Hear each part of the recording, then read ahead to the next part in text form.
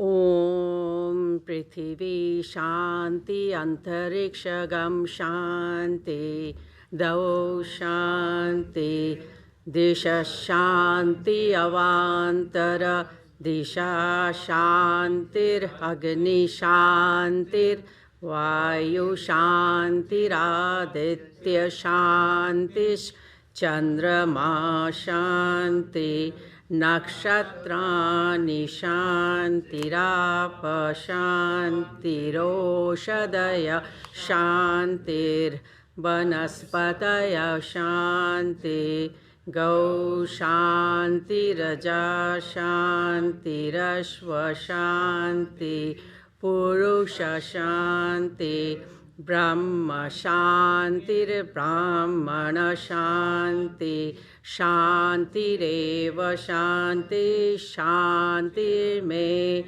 Astu Shanti. May there be peace on earth and in the sky. May there be peace in the water and in all directions. May there be peace in the plants, in the trees, and in animals. May there be peace in the hearts of all beings. May there be peace in everyone and everything. Sarvetra sukhina santu, sarve santu niramayaha, sarve bhadrani pashyantu, ma kaschit dukkha bhag bhavet, sarvastaratu durgani, sarvo bhadrani pashyatu. Sarva sadbuddhimapnotu, sarva sarvatra nandatu. May all be happy and healthy. May all see what is good, and may no one experience misery. May all overcome their obstacles and acquire good tendencies. May people everywhere find joy and fulfillment.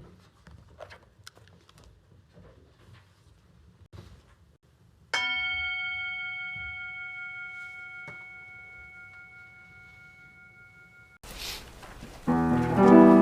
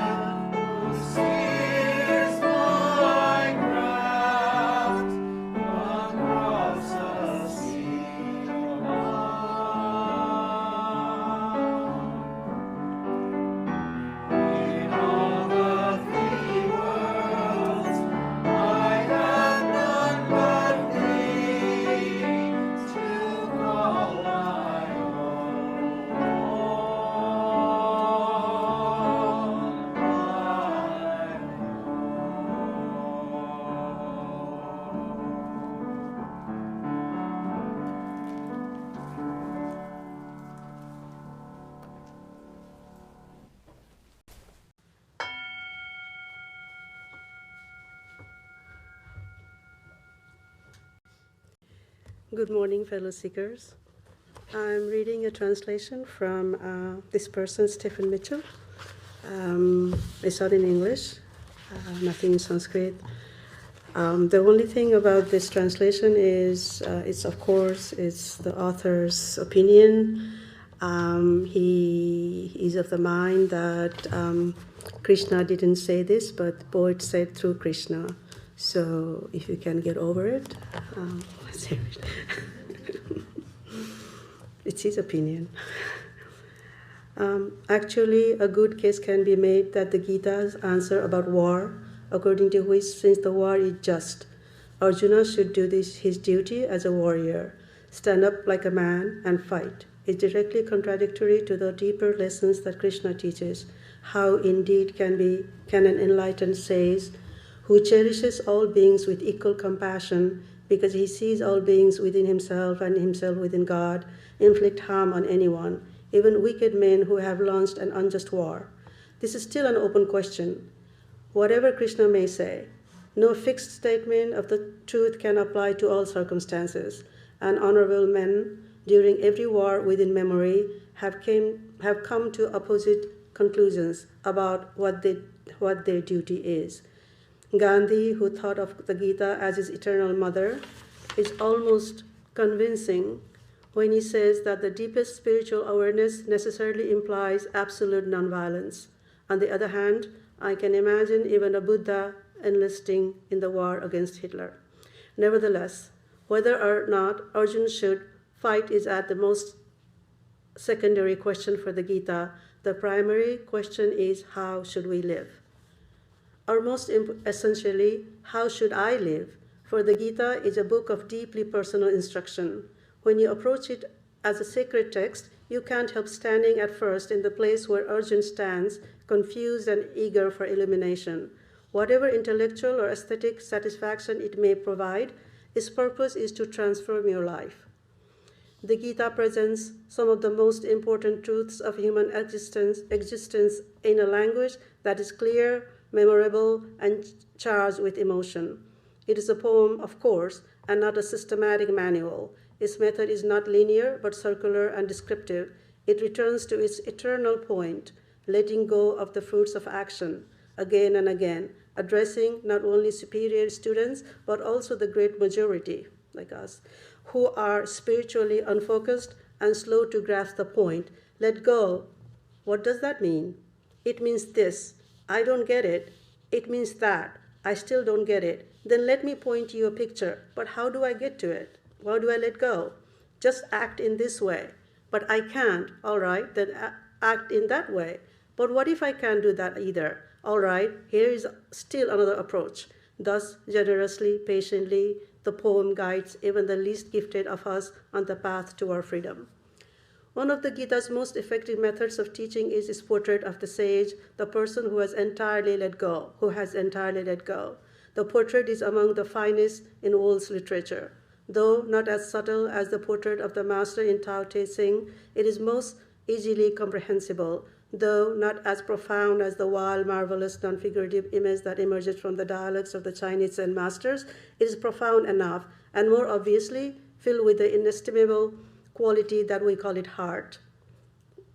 In elaborate, loving detail, the Gita poet describes what it is like to have grown beyond the sense of a separate self, to live centered in the deathless reality at the core of our being. It is a theme he never tires of. He returns to it almost every chapter of the poem, emphasizing now one aspect, now another, lavished with adjectives, trying in any way he can to ignite the reader with a passionate admiration of the enlightened human being, the mature and fully realized man of yoga, the person that all of us, men and women alike, are capable of becoming, because that is who we essentially are. Of the various paths to self-realization, Karma Yoga, the path of action, Jnana Yoga, the path of knowledge or wisdom, Raja Yoga, the path of meditation, and Bhakti Yoga, the path of devotion or love, the poet clearly prefers the last, but he's aware that for people of different constitution, affinities, different paths are appropriate. When he says that one particular path is superior, his statement doesn't come at the expense of the other paths. All paths are and all people are included. Whatever their differences, the basic progression along each of the paths to no goal is similar. We begin spiritual practice by confronting with a root shock the selfishness and obstinacy of the raw mind. That this mind, as Arjuna says, is restless, unsteady, turbulent, wild, stubborn. Truly, it seems to me as hard to master as the wind. Chapter 6, verse 34. Any genuine path will, with sincere practice, result in a gradual deepening surrender of selfishness into the ultimate reality that the Gita calls the self with a big S. Just as our primordial cravings lead to all the manifold forms of our misery, letting go of our ideas about reality and our desires for particular results leads to freedom. Renunciation of the fruits of action, Gandhi wrote, is the central around which the Gita is woven. It is central sum around which devotion, knowledge, and the rest revolve like planets. This lesson is repeated over and over throughout the Gita. Its seemingly endless variations, just as the essence of Judaism is love God with all your heart and love your neighbor as yourself, as Jesus once reminded a sympathetic scribe. The essence of Hinduism is let go. The two statements are, in fact, different entrances into the same truth, which is the beginning and the end of all spiritual practice. You have a right to your action, but never to your action's fruits. Act for the action's sake, and do not attach to inaction. Self-possessed, resolute act without any thought of results, open to success or failure. Chapter 2, 47 to 48. Or to rephrase in the language of the Tao Te Ching, do your work, then step back, the only path to serenity. The Gita's portrait of the sage may seem like an idealization. It is not. Anyone who has seen the famous photograph of Ramana Maharshi and looked into those inexpressibly beautiful eyes will know what I'm talking about. Ramana Maharshi is only the most dazzling modern instance of a long tradition in India. It is a tradition with a strongly ascetic flavor. This kind of sage barely notices his body and its needs, has no use for money or position, and is blithely indifferent to art, society, and sexual love, not to speak of life and death. Such dispassion may at first appear repulsive to some readers, but pure dispassion is a kind of compassion. Here is how Ramana Maharshi expresses it.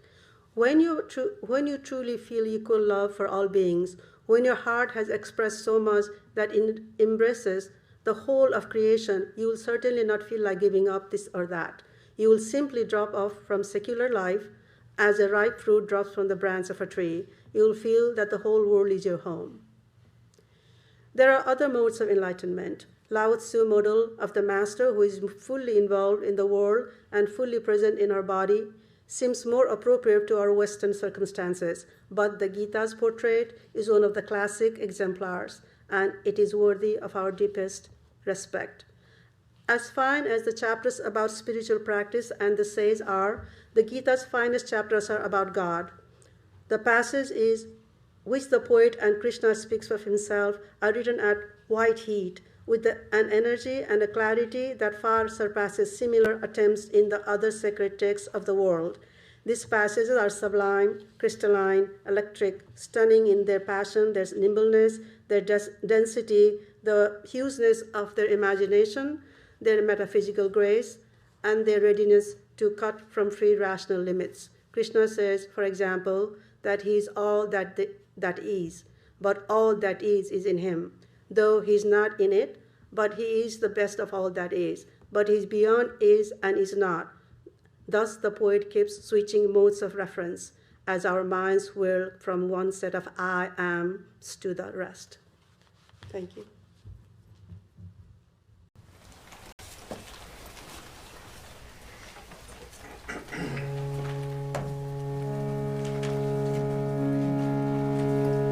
Meditate, O my mind, on the Lord Hari, the stainless one, pure spirit through and through.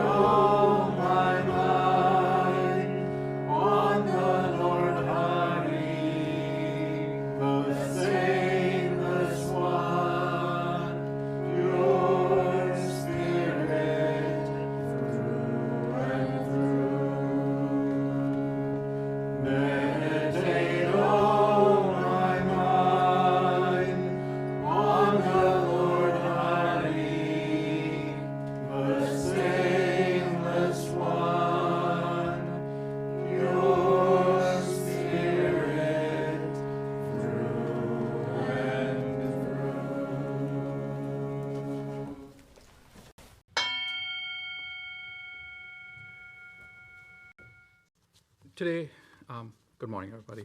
Today I'm going to read from the Eternal Companion, Swami Brahmananda, his life and teachings. This is the book I'm following.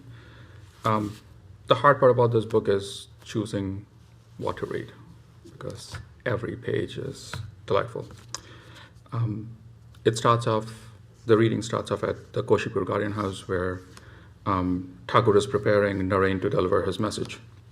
During a conversation, he says, Rakhal, that is Swami Brahmananda's pre-monastic name, has keen intelligence of a king. If he chose, he could rule a kingdom. Taking the hint and understanding that the master wanted Rakhal to be their leader, Narain, that is the future Swami Vivekananda, lost no time in bringing this about. One day, when all the disciples were seated together, Narain spoke of Rakhal's greatness and announced, From today, we shall call Rakhal our king. The others gladly agreed, knowing the special love which their master had for his spiritual son, Rakhal. Thus, from that day onwards, they called him Raja, the king. Later on, both disciples and devotees began calling him Maharaj, which is great king. After Sri Ramakrishna's passing, most of the young disciples wanted to retire in complete solitude and live absorbed in God.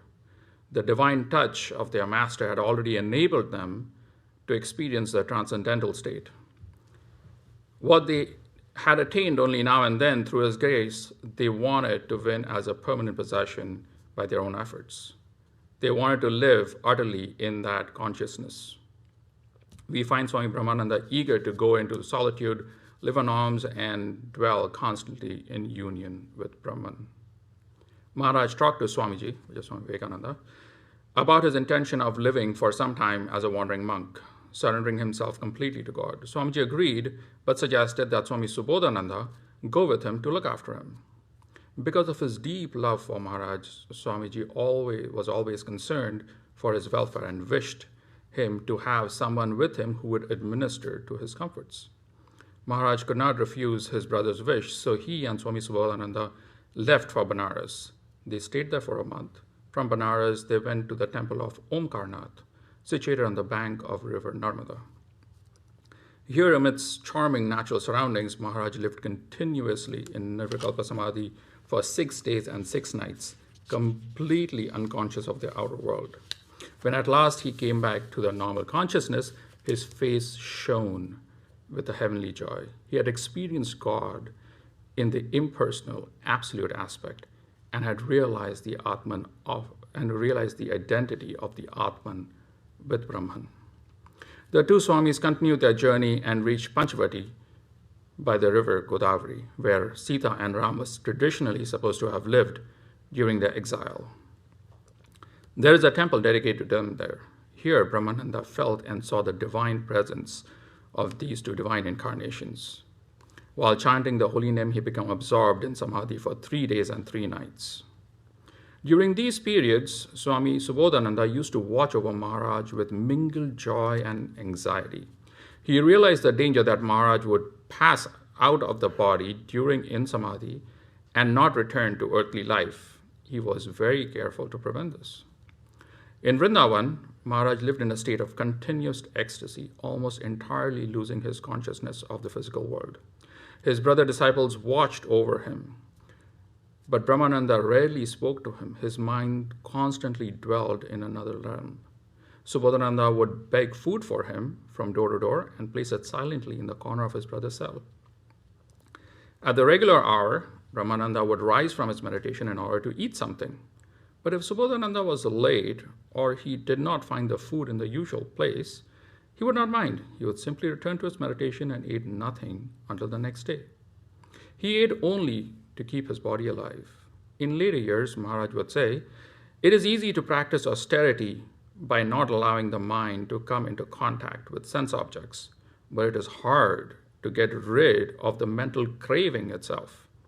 And of all cravings, the subtle desire of the organ of taste is the most difficult to overcome. A man loses his cravings only when he is in a high spiritual state. Seeing Maharaj thus absorbed in contemplation and neglecting food and sleep, Subodhananda once asked him, "Why do you live so strictly? You are the spiritual son of God incarnate. He has done everything for you. through his grace you have attained samadhi. Then why do you have to sit like a beggar begging for the Lord's grace? Maharaj answered, what you say is true. The Master did everything for us, but still I find a lack within. This proves that we need repeated practice in order to make the state of samadhi natural and habitual to us. You know, Uddhava was a devoted disciple and friend of Sri Krishna. Through his grace, he realized God, but yet Sri Krishna sent him to the Himalayas to live in solitude and contemplation. 2 years after Brahmananda's return from Vrindavan, Swami Vivekananda, came back from America. A public reception was prepared for him at a house in Calcutta, and Maharaj himself was the first to welcome his brother, placing a garland of flowers around his neck. Swamiji, in his turn, touched Maharaj's feet, quoting the scriptures. The son of the Guru is to be regarded as the Guru himself, meaning that Brahmananda was the spiritual son of Sri Ramakrishna. Smiling sweetly, Maharaj touched Swamiji's feet and returned the compliment with another quotation. One's elder brother is to be respected like one's father. The natures of the two friends were widely dissimilar and yet, in a sense, complementary. In the words of Sri Ramakrishna, Naren dwells in the realm of the absolute, the impersonal. He is like a sharp-drawn sword of discrimination. Rakhal dwells in the realm of God, the sweet one, the repository of all blessed qualities. He is like a child on the lap of his mother, completely surrendering himself to her in every way. In Swamiji's words, Raja is the greatest treasure house of spirituality. I'll now move on to the advice to his disciples. Maharaj placed special importance on what he called as Sahaja Yoga, which means the easy way to attain the knowledge of God, and that is constant recollectedness. He used to say, make japam, repeat the name of God. Whatever you do, let the name of God flow like a current within you. While it is true Maharaj held the ideal of selfless service, of serving God in man, to be a form of worship, he also pointed out that without the practice of meditation, it is hard to do work as worship, and that it is utterly impossible to annihilate the ego simply by actions, however selfless they may be. We must act, but we must also try to meditate and merge our ego in God. Jesus said, love thy neighbor as thyself, but to love mankind, an aspirant must also learn to love God with all his heart, his soul, and his mind.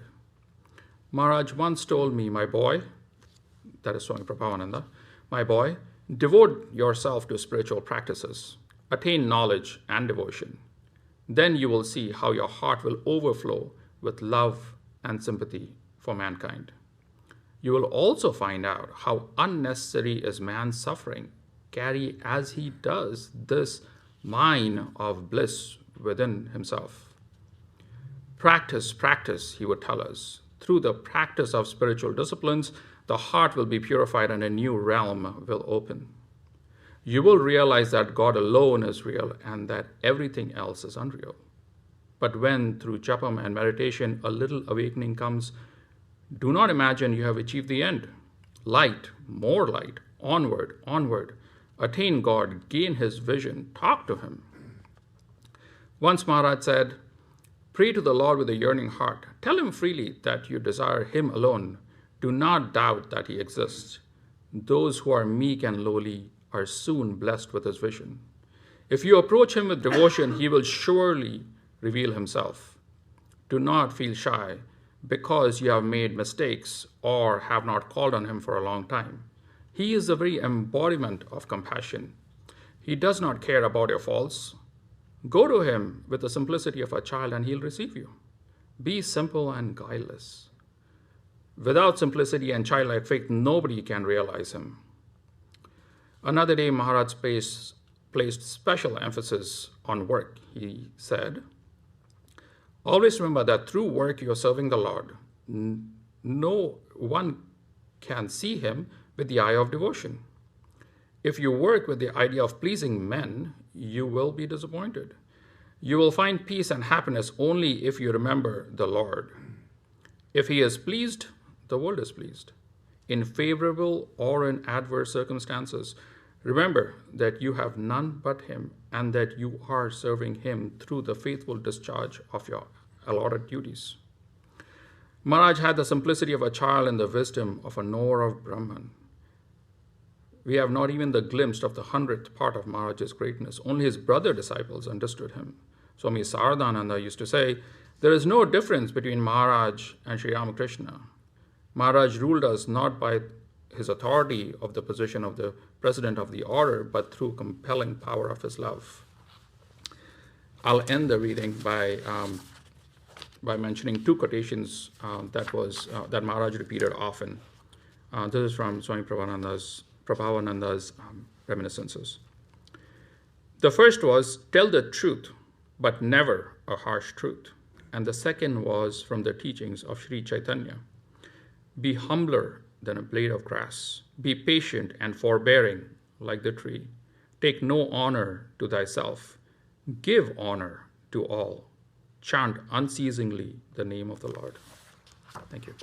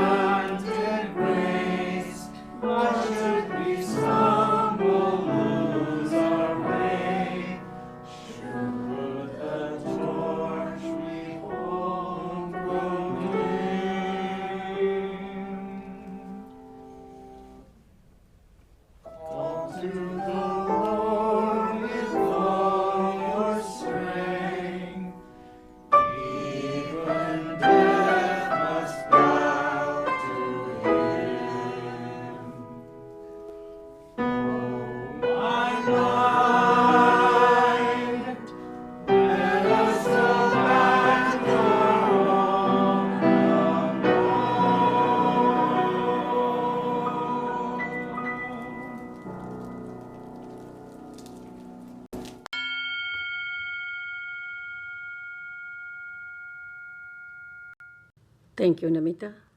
Thank you, Prithvish. Swami Tyaganandaji is away in Chicago to give a lecture at the University of Illinois. He'll be back tomorrow. Om. May the Divine Being, who is the Father in heaven of the Christians, Holy One of the Jewish faith, Allah of the Muslims, Buddha of the Buddhists, Tao of the Taoists, Aura Mazda of the Zoroastrians, the Great Spirit of the Native Americans, and Brahman of the Hindus, lead us from the unreal to the real, from darkness to light, from death to immortality. May we be strength, freedom, and clear understanding. May we learn to see God in our own hearts and in everyone around us. May God bless us all and fill our hearts with gratitude, grace, and love. Om Shanti Shanti Shanti. Peace, peace, peace be unto all.